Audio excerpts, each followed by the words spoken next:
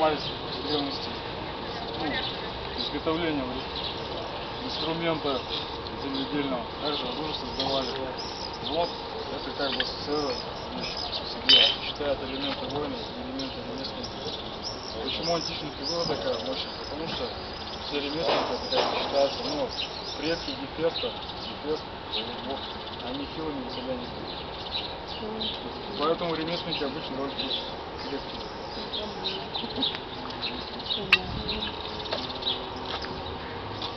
Вас как зовут? Вот он. Вот. Влад? Фамилия вас? Фамилия Высоцов. А работаете где? Механический завод. Так, а вот ребята граверы, они с механического тоже все или назвали концерт Калашникова? Так, вот они, в принципе, это уже концерт Калашникова. Ну понятно, но...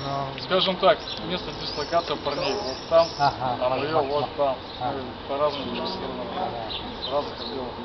Ну и парни это, прежде всего, школа, граверное мастерство. Ну, я простой сварщик. Простой сварщик.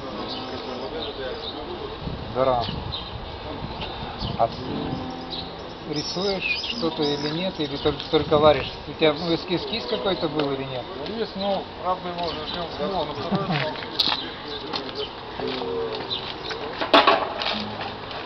Один-то уже все умер, а вот так было. А до него помню, что это... Вот так было. Миллион там был. Просто с анатомией работал. А откуда у тебя познание художественное? Рисунки-то твои же, наверное, да? Конечно. Больше нет. Невозможно создать что-то, не зная, как оно устроено. Ну, я тоже думаю, да, и знаком откуда с анатомией ты как-то. Начинал-то варить? Нет, я начинал как бы варить, когда стал сварщиком работать. Ага. В четвертом, в третьем году. Нет, а рисовать когда начал? Рисовал, всегда. Всегда? Да, со школы? Да. А и в художку какую-нибудь ходил? Нет, я как бы сам. Все сам, да? Литература же много хороших. Немецкие он ребята очень классно рисуют. Бен Хогарт еще. Классик. Ага, понятно. А где-то выставлялся, нет, что-то? Было дело. Было дело. Ижевске вот начинали еще, когда Ижевск Удмуртская столица. Ага.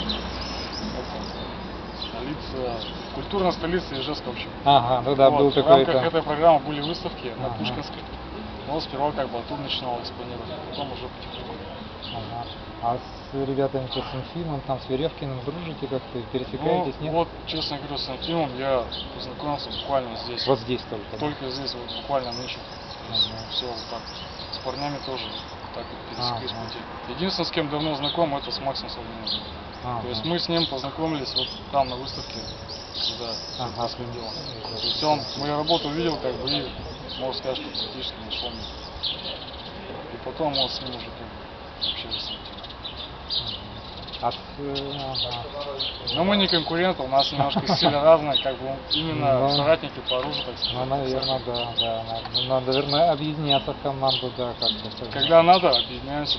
Как несколько говорил, брось идти, вместе бить. Когда надо, то вместе работаем, если это нужно. А если можем бросить, нет, друг от друга тоже надо. Ладно. А с отрывом производства делал или нет?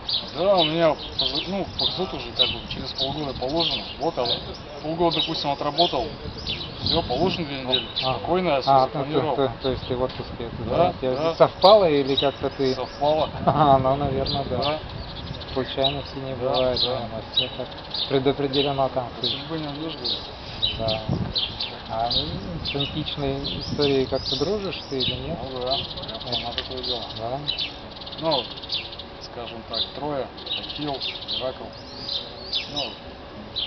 Легенда идет. Ага. А третий кто? Третий? Геракл. Патропол, по-моему. Сейчас не помню. Но был там парень, который шибал кувалдой деревья. А Ахилл еще сказал: не боись, говорит, ребята, деревья в бою не участвуют. Когда узнал, что он тоже в бою участвует. Я уже не помню. А по жизни ты с Ижевска или нет? С Ижевска, да. Какую школу заканчивал? как бы родился в Ижевске, жил-то в Воткинске. А, вот А потом сюда переехали где-то. Ну, у меня жили